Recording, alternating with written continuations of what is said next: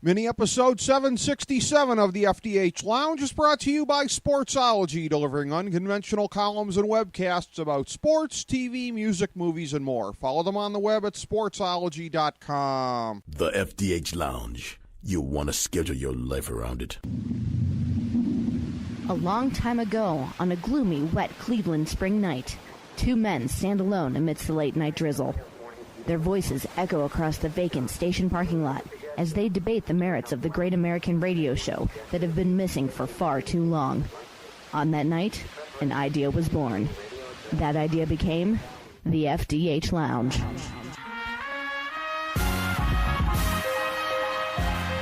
Welcome to the FDH Lounge. Hello, everyone. Welcome to FDH Lounge mini episode number 767. It's your favorite football talkers anywhere. Rick Morris and Kyle Ross breaking down NFL Week 6 for you.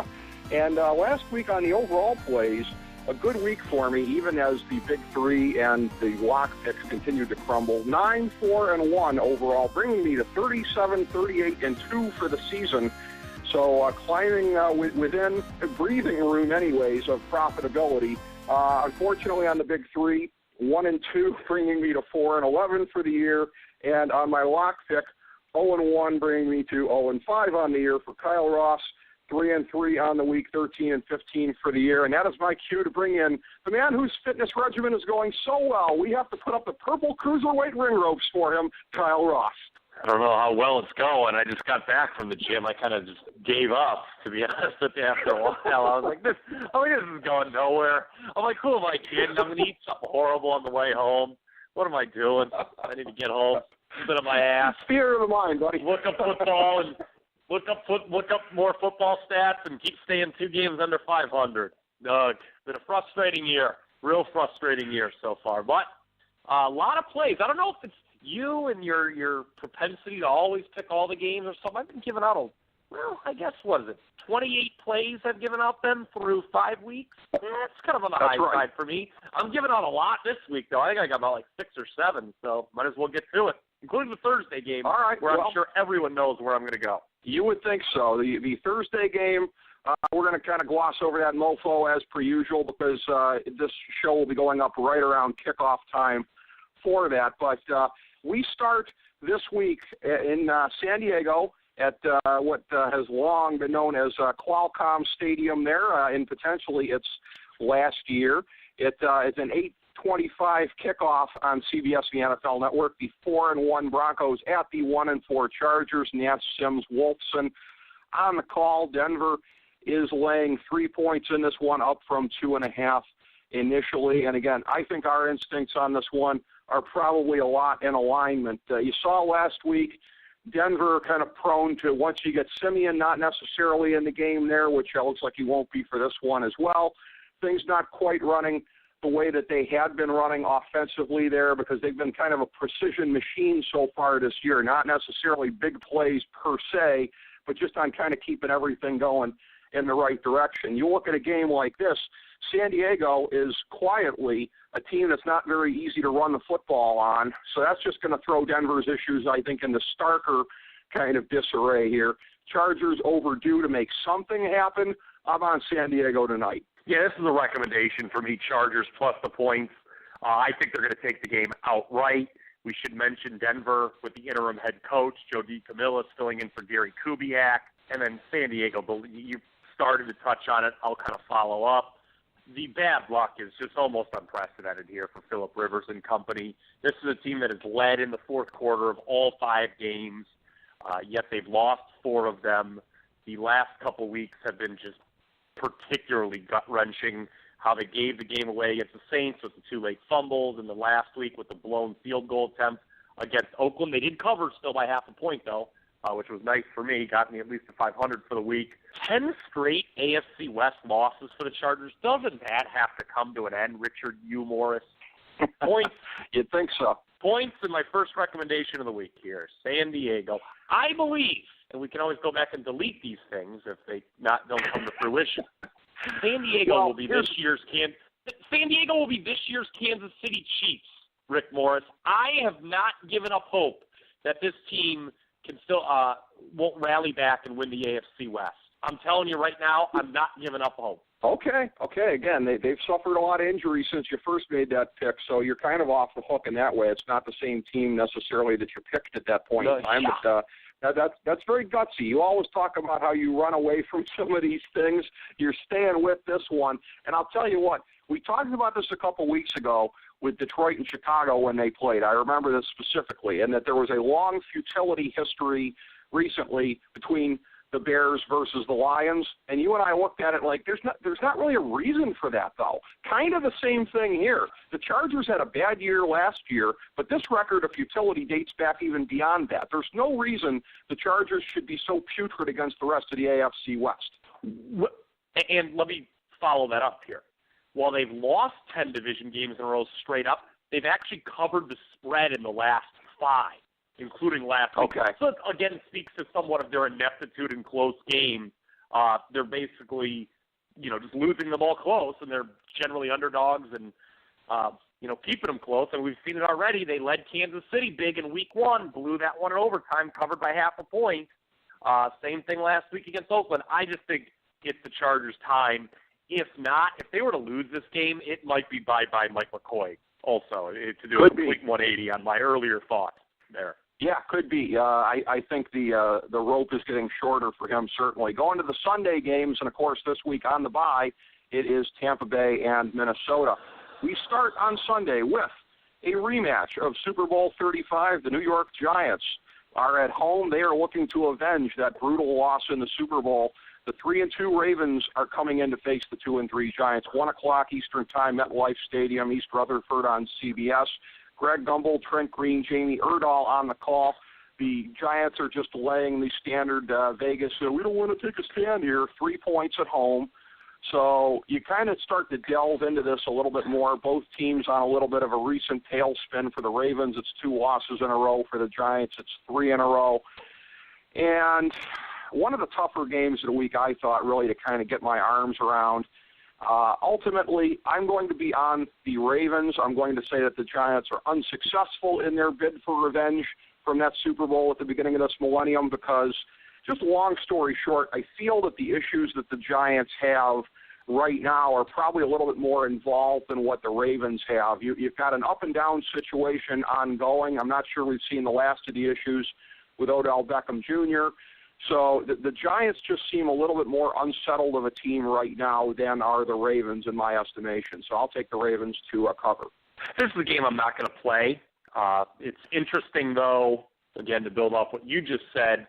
These were 2 teams that the math was unkind to them last year, a lot of close losses for both.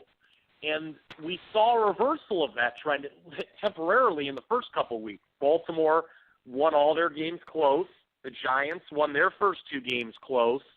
But then, Baltimore, 2 close losses. The Giants have had a couple close losses. Then they were also dominated by Minnesota on Monday Night Football. I'm not sure that the better team isn't getting points here, to be honest with you. The Giants were very lucky for some who had bet them early last week to cover against Green Bay. That number was 7.5 early. It got inside of 7 by the end of the week, but they put up barely 200 yards of total offense in Green Bay. Meanwhile, Baltimore outgained Oakland by a lot when they lost to them by 1 at home. Then against Washington last week, I don't know if you or anyone listening here was really paying close attention to that game. I kind of was, and there was a weird play where Baltimore got a turnover and looked to take it to the house, but they fumbled through the end zone. Washington got it back and then went down the field and got a field goal. And then at the end of the game, Flacco threw what appeared to be a game-winning touchdown, but that was reversed on replay. So the Ravens very easily could be 5-0. So, yeah, if you force me to make a pick, I'm probably with you, but this does not get a recommendation. I'll say this. Whoever wins this game, still in good shape for the playoffs, in my opinion. Yeah. In their respective conference. I was going to say, kind of an important non-conference game for playoff positioning, which is kind of weird to say. Usually non-conference games have very little bearing on playoff positioning. But, I see both of these teams, regardless of who wins or loses here, staying in the wild card conversation moving forward. I think both are going to improve. Both teams are going to improve after this, no matter who gets the win. Right. The Giants, because of the division they're in, I was about to agree with you, and the Ravens, I would say more so in terms of the general wild card picture, because the team we're talking about next right now has a pretty good grip on the AFC North. It's the 4-1 Steelers at the 1-4 Dolphins, 1 o'clock Eastern Time, Hard Rock Stadium, Miami Gardens, Florida on CBS. Spiro Dita, Solomon Wilcots, Chris Fisher on the call. Pittsburgh is laying 7.5. There's that danger inflection point up over a touchdown. Started at 6.5, so it got bet up over a touchdown. So this is a game where I flash back to last week, a battle of the very, very, very good versus the very, very, very bad New England and Cleveland. I, at the time, thought that, again, New England would defy the odds. As you have pointed out, that generally teams have a hard time going on the road, covering these bigger margins. I was on the Browns last week. The law of averages makes me think it's going to be the Dolphins this week. And then I take a little bit of a closer look here, and I look to see that if you want to hang with the Steelers, if you want to be able to get a backdoor on them, they are vulnerable to yardage in that secondary. If you can chuck the ball around a lot, you got a chance of getting at least the backdoor on them. And I look at Ryan Tannehill going up against them, and this is not the horse you want to ride in the battle. A guy who's already got 7 interceptions thus far this year. The Steelers have only given up 3 interceptions on the course of the year. That seems like it's due for a little bit of progression to the mean right there, thanks to USA Today Sports Weekly for that number. So I'm going to be on the Steelers in this one here. My urge was to be on Miami to go against last week, but I think Pittsburgh's just going to blow them out of the water. I'm on Miami with the recommendation. You look, I was the fool on the Browns last week. We'll talk about that game, I think, a little bit more later on. It was just a comedy of errors on the Cleveland side.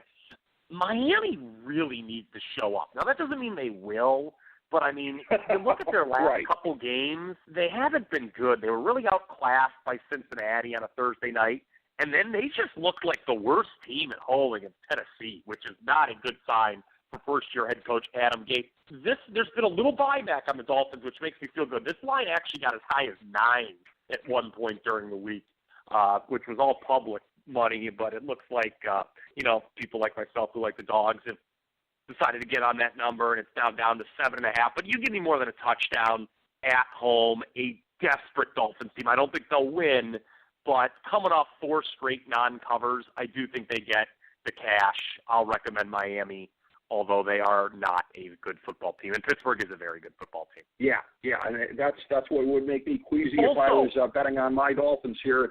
Again, as I've said before, I love the Dolphins. I hate the Steelers. This is all brains, no heart on the pick for me. Okay, I wanted to bring one thing up here, Ricky. Sorry, I didn't mean to jump in there and try to cut you off. Go ahead. Pittsburgh, I know the look-ahead factor isn't that big of a deal in the NFL compared to college, but Pittsburgh's got New England at home next week. Ooh, okay. So, that's a big one. Might that game not be on the coaching staff's mind compared to this one? Just saying. Yeah, could be. Could very well be. Also, two teams that Steelers if they're already heavy public cash. Heavy public cash on the Steelers, too. Nobody likes the Dolphins in this game. That's true. Me. Two teams that if they're already not getting dirt shoveled on them, the loser in this game certainly will be getting it. It's the 1-3 Jags at the 1-4 Bears. Incidentally, 2 teams I picked as wild card teams this year. 1 o'clock Eastern time from Soldier Field in Chicago on CBS. Andrew Catalon, Steve Tasker, Steve Berline on the call in this one. Chicago, a very short home favorite. It is up to 2.5. It had opened at 1.5. And again, you and I have talked about this previously, joked about the home field disadvantage with the Bears. And that's, again, my first thought going into a game is a very beatable team, somebody that they are due to kind of reverse that against a little bit. But much like Pittsburgh and Miami, I take a closer look. I come to a different conclusion because I look at the one thing that, again, statistically anyways, against the pass, the Jaguars have not allowed an awful lot in the way of yardage, under 200 yards per game. And I'll tell you what, this is a thing here, too. From painful experience as a Browns fan, I can tell you the Brian Hoyer bubble is right about due to burst, people. I've seen it before. There's, this engagement has a limited run, as they say on Broadway. And for all these good numbers that he put up statistically, it's about due to go the other way. Give me the Jags in this one to shut down Hoyer and the Bears. I'm not playing this game. Like you, it sounds, my initial reaction was to go with the Bears because this home futility of theirs just has to get better. They looked like the better team at Indianapolis last week. They had a pretty substantial edge in total yards. I mean, they put over 500 total yards, admittedly against a pretty bad defense that Indy has, but still 500 yards in this league. Jacksonville, remember, coming off a bye, so they're fresh. The only thing, though, that makes me not want to endorse the Jags is I look at Chicago and some of the games they have coming up. They're at Green Bay, and then they got to play Minnesota here off a bye. I mean, yeah. Looking at the Bears' schedule, it's tough to find wins, man. And if they don't win this game, this season goes south in a heartbeat. Not that anyone in the Windy City cares because they got the Cubs. I wish the city of Cleveland would take a similar tack on Sundays as well and care about the local baseball team, not the football team. But that's a different podcast for a different day, quite frankly. And I just bumbled a lot about a game that I don't want to play.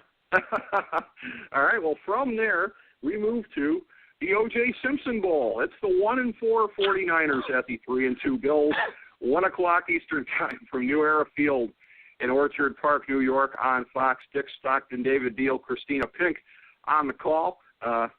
Surprised they're not using A.J. Collins as even a sideline reporter, but that's neither here nor there. The Bills in this one are laying 9 points, up from 7 initially, so been a big swing on there. And one of the things that's funny, I've talked about this previously, USA Today Sports Weekly, which in past seasons has been vanilla to the point of obnoxiousness. I love the publication, but vanilla to the point of obnoxiousness on sticking their neck out on calls. They've gone the other way this year. They are totally Joe Public. Their pick for this game is Bills 37, 49ers 13, which couldn't be more of a public kind of a thing here.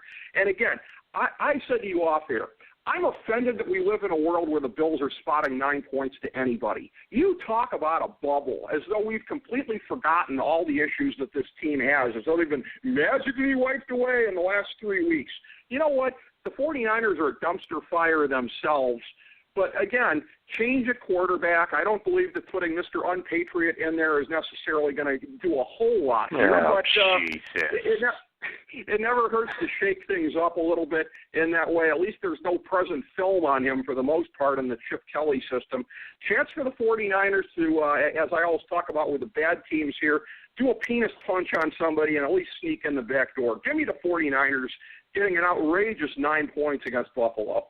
Buffalo was a nice winner for me as they went to the West Coast and beat an overrated Rams team last week. That was fun. I did endorse them as a wild card team at the start of the year, so a win here, and that's looking pretty smart. They'd be 4-2. I do think they're going to win the game, but yeah, the change at quarterback. It's so nice to see Colin Kaepernick, a man who just really embodies the American tradition of protest. We have to remember this is a country founded on protest in 1776. So, you know, when I see Colin Kaepernick, it reminds me of a George Washington crossing the Delaware. And, you know, I can't help but think he'll be in upstate New York this week.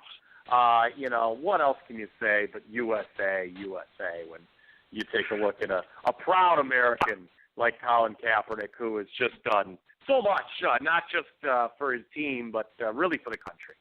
Well, I hope the Bills defense does a George Washington Carver on him since you just said that, okay? So that's my feelings on the game.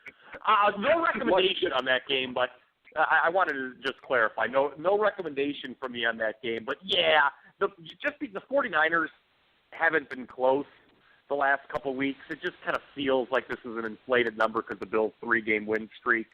So I could see him sneaking in the back door. But the Bills are going to win here. The 49ers are there. The 49ers, to me, are the second worst team in the league. I think we all know who the worst is. Absolutely. In my most recent power rankings, everybody can check them out every week at the FDH Lounge Multimedia Magazine. Same place you find the show, the FDHLounge.blogspot.com. I've got the 49ers 31, as you do, Browns 32, Miami 30, and a line above that. To me, those are clearly the worst 3 teams in the league right now. A tier of their own, a shite tier, as it will. We go to 2 teams that escape that, but maybe not by much. The aforementioned overrated Rams at 3-2, at the 2-3 Lions, 1 o'clock Eastern Time, Ford Field in Detroit on Fox. Justin Kutcher, Charles Davis / Chris Spielman, Peter Schrager on the call. Come on, USA Today Sports Weekly. Tell us who it's going to be. Don't give us one guy or another guy. Hold on. Yeah. Hold on, because I listened to this. I remembered. What's it? No, you're wrong. Your anal retentiveness and your strict constructionalism have blinded you here. So okay. I was listening to the game last week that had this announced team on it. It's all three of them. Okay. That's what it is. All three of them. Why don't they put a comma instead of a slash? That's on them for their punctuation. Who cares about a comma? Because I don't know, because the type spread. Get the hell, God. I hope there's no line on the game this week. I hope there's a major injury in the next 10 minutes while we're recording, and then Vegas takes the line off the board. Doesn't matter, because as long as there's a line at showtime here, that's all that matters. The line is 3. It had been Detroit laying 2.5 initially. I'm taking them all off the board. Before. Giants and Ravens, I said, was just about the toughest game. I think this was probably the toughest game for me to look at this week here. In kind of a coin flip situation, Rams having to travel, for a 1 o'clock game here. Ultimately, at the end of the day, although he's looked a little bit better in terms of the one-loss record than he quite frankly should, Case Keenum versus Matt Stafford, my coin flip goes to the much better quarterback. Give me Stafford. Give me the Lions covering at home. It's funny. You always rip Vegas for their 3-point lines. Yet the 2 games that have 3-point lines, you have been sure to say, "Oh, those are the toughest to call this week." Very interesting how that says. I really hope they pull the entire board down in the next 5 minutes. I just hope they do. I hope the entire betting board just goes blank just to piss you off. I don't like this game at all. This is a really hard game to call. Detroit coming off the upset of Philadelphia. I think we were both on that last week. I know I was. I believe you were with me on that one. Right. That was kind of a sloppy game. They did get off to an early lead, but it was tough for them to hold on. I was thinking the whole way they were going to blow it. The Rams, I just don't have a lot of faith in. I hate their coach. That's well documented on this program. So I'm laying off here. By the way, I think it was another guy from Motown. I'm going to paraphrase him here. As far as me needing to have a line on every game, let me just say, Kyle Ross, the OCD won't let me be. So that's what I'll ascribe it to anyway. Okay, I hear you. That's my very amateur good diagnosis of myself. Yeah. Okay, very good. That was very good. Thank you. I went on to WebMD to diagnose myself with that, so it has to be true. Up next, we've talked about them derisively before. It's the 0-5 Browns at the 2-3 Titans, 1 o'clock Eastern Time from Nissan Stadium in Nashville on CBS. Tom McCarthy and Adam Archuleta have been sentenced to watch this game by CBS. The Titans, as you indicated before, are laying 7 points up from 5.5 initially. And this is another one where, again, I think you and I have the same instinct on a game like this because much the same before as what I said about Buffalo, but even truer. The Titans laying a touchdown to anybody, I just think, again, that's bound to kind of be inflated. The Browns are the epitome of the annoying team that slips in the back door, gets the cover in a game like this, and their games have been really kind of wild and unpredictable thus far this year as far as how they've played out. Much of them have been anyways. How can you feel confident laying a touchdown with a weird kind of chaos team like the Browns in the mix here? I'll take the Browns to cover the 7. I'd be very surprised if they won, but they're going to cover. Yeah, this is a recommendation for me on the Browns, and you pretty much summed it up. It's all about just kind of going against the Titans in this price range. Pretty unprecedented here. I can't remember the last time they were asked to lay a touchdown against anybody. Obviously, if it was going to be any team, it's going to be the 2016 Cleveland Browns, your 2016 Cleveland Browns, Rick Morris. You talk about their season to date, the Browns. Last week, obviously, it was a disaster against the Patriots, but what a comedy of errors with multiple quarterbacks getting hurt. Tom Brady, shame on me, he was in midseason form, really made the Browns look bad. But other than that, the Browns have been kind of competitive. The fact they're 1-4 against the number, I think it's a little unfair to them. I mean, they showed up against Baltimore. They showed up against Washington. They took Miami to overtime. And again, Miami, that was a game where, they were getting 10, and it was a similar thing. It was just playing against the favorite. And, Tennessee, I remember there was a game earlier in the year you and I both agreed where we didn't agree with the Detroit Lions being favored by as many as they were against the Titans. Tennessee won that game outright. I just think that Tennessee to win 2 consecutive games by any kind of margin is asking a lot. And for some odd reason, they just play worse at home. Right. If you check the numbers, they're a much worse team at home. Now, what's interesting is you look at their next 3 weeks, Ricky. You've always poo-pooed the Titans and made fun of me for saying that there's got to be some market correction with this team forthcoming. Their next 3 weeks, including this week, Cleveland, Indy, Jacksonville, all at home. Those are winnable games for the Tennessee Titans in a bad division. That's true. That's undeniably true. But that said, I'm taking the Browns in the points here. A division that we would have put down with that one at the beginning of the year, and we may still at some point in the year, but we wouldn't right now, is the NFC East.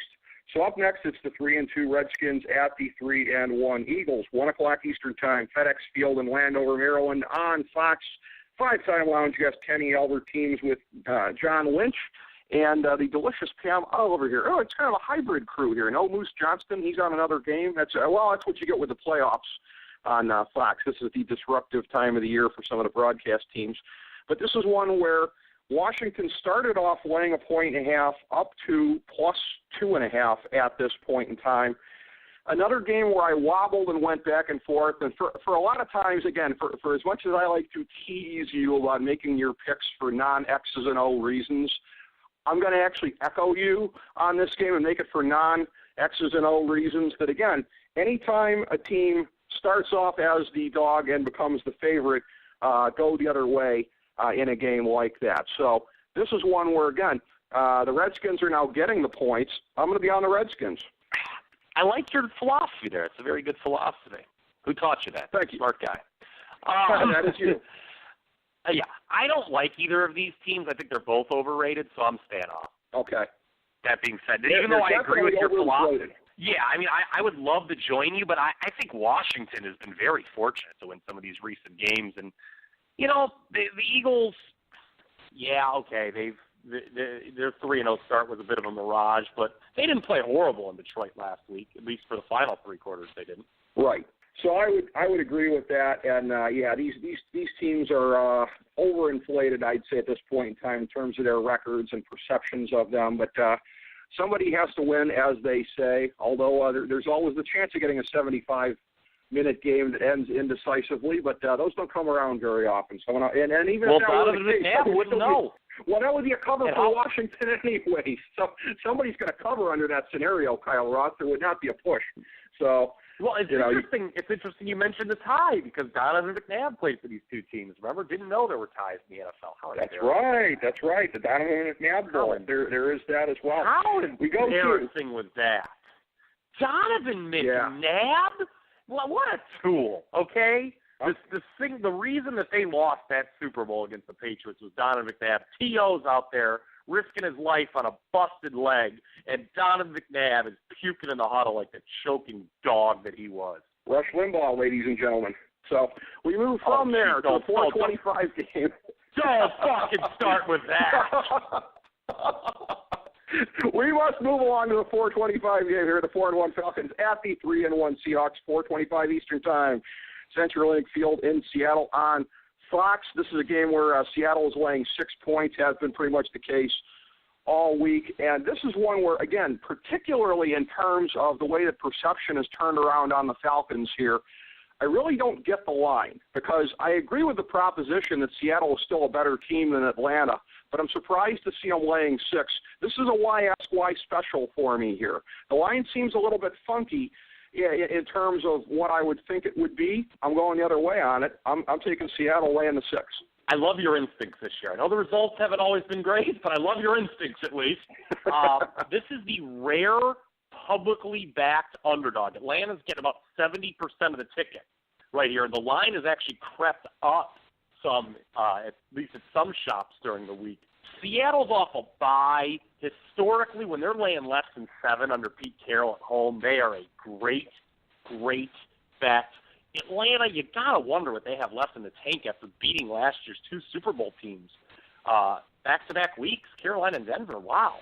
I just think Seattle is the better team, and they're going to show it on Sunday night. A rare 6-point favorite that gets a check mark from me. I take the Seahawks. Recommendation.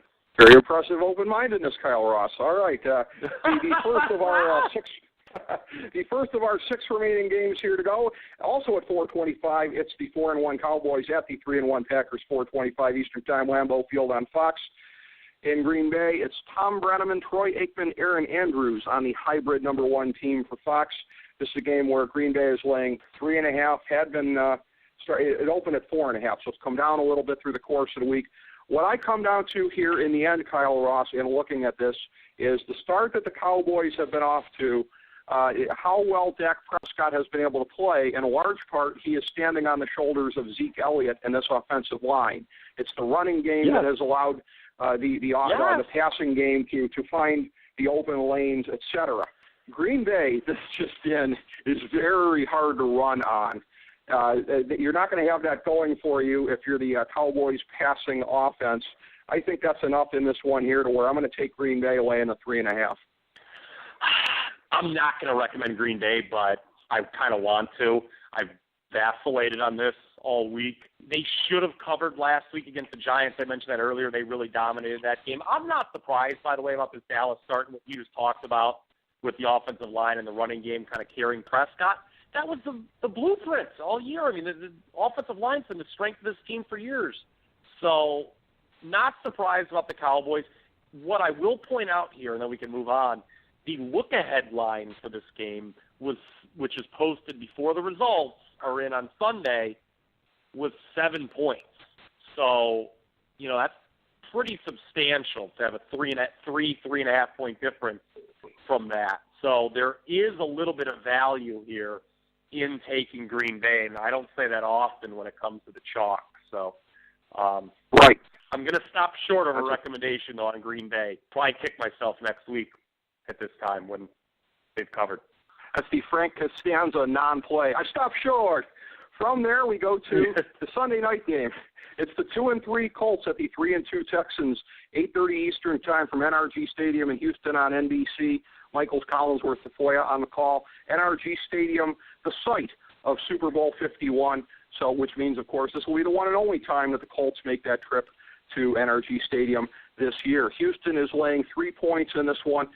For my pick in this game, I'm going to go to some reasoning that I used about 10 years ago when I was talking about the Browns defense.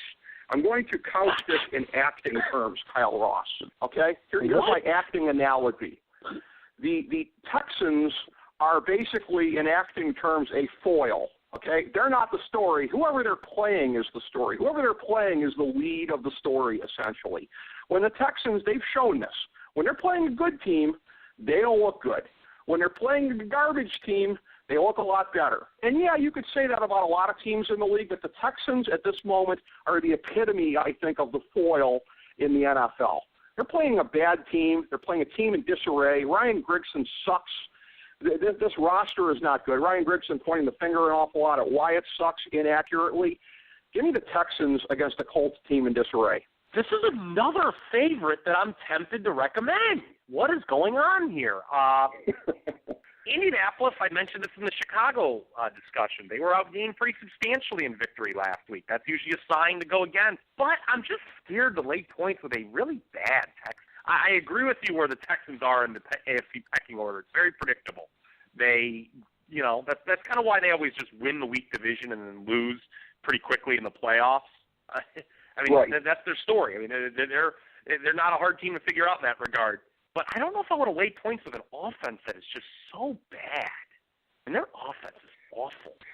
Yeah, but I don't have a lot of respect for the Colts defense, so that's what allows me to kind of say I don't either. I don't either. I mean, it's kind of it's just, it's kind of like that Washington-Philly game. It's tough for me to endorse either team. Right. I can understand that. Well, we've got a pick coming up here, the Monday night game, that I'm going to differentiate from my Big Three, because there are a couple teams in my Big Three where I feel like they are due to bounce back, and I don't necessarily feel that the team involved that's hosting this game is a team like that. That's why it's not a Big Three play. It's the 1-4 Jets at the 2-3 Cardinals, 8:30 Eastern Time Monday night from University of Phoenix Stadium in Glendale, Arizona on ESPN. McDonough, Gruden, Salters on the call. Here's what I'm talking about. Arizona is laying 8 points up from 6.5 initially.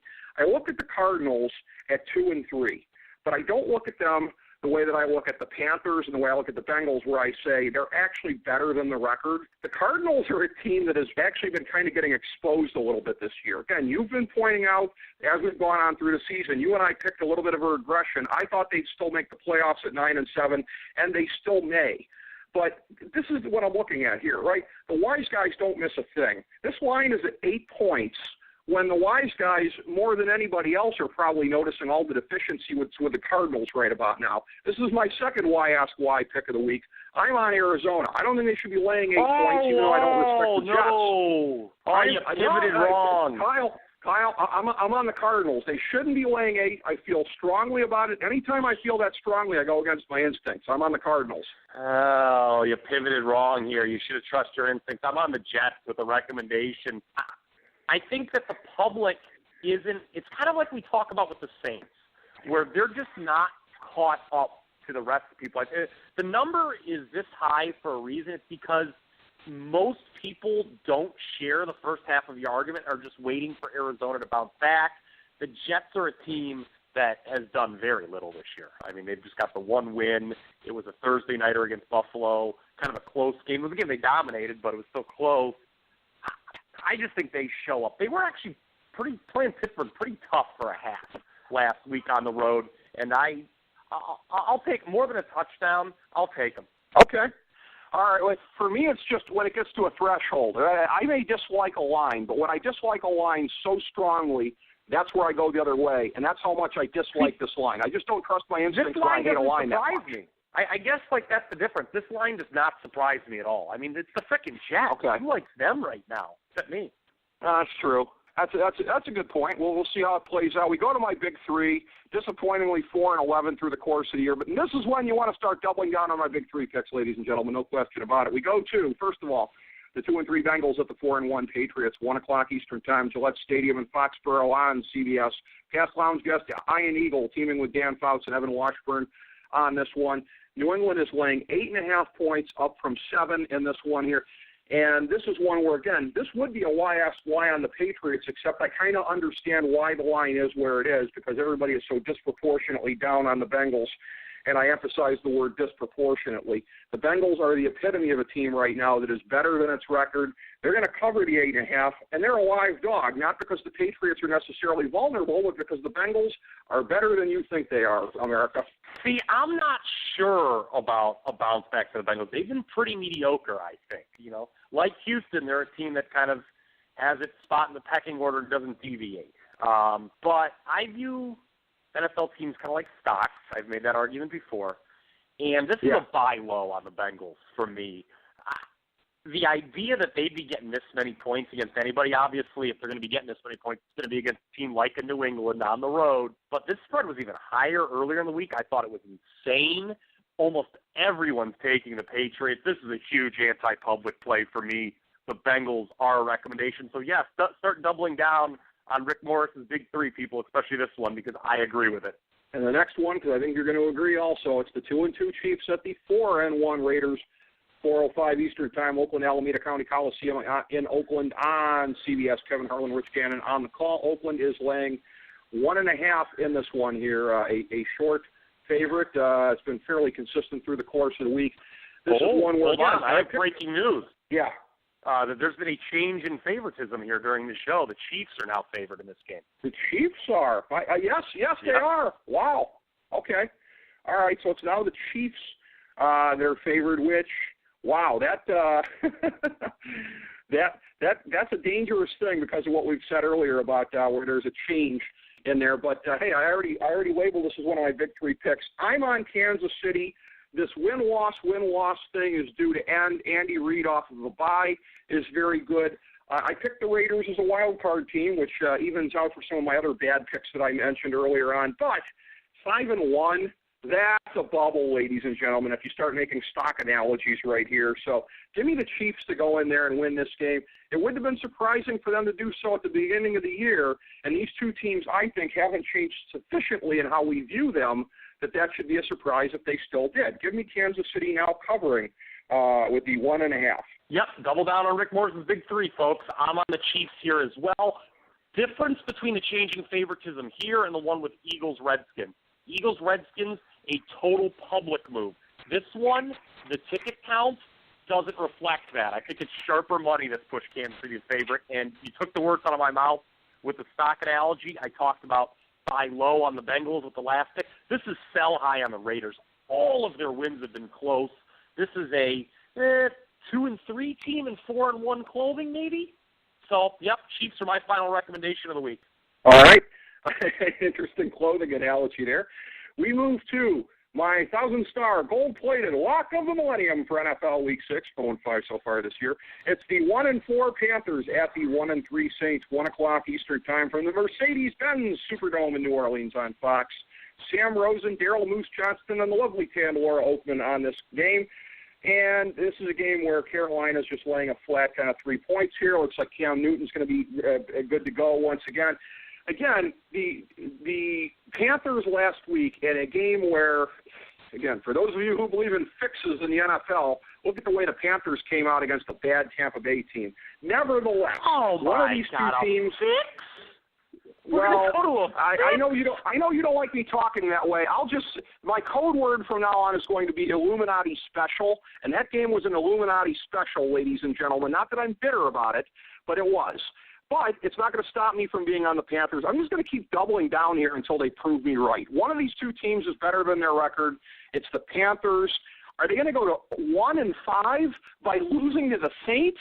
I think not. The only thing that scares me is how easy this looks. Give me Carolina. Fucking road favorite, Ricky, man. This is a predictable one for you. Again. Yes, it's a predictable stay away for me because, yes, there is something to the fact that the Panthers are probably better than their record. I'll just tell you what, it wasn't the Illuminati or a fix. I mean, who are you, Alex Jones from that stupid-ass InfoWars website? I mean, are you fucking kidding me? I'll tell you why the Panthers lost.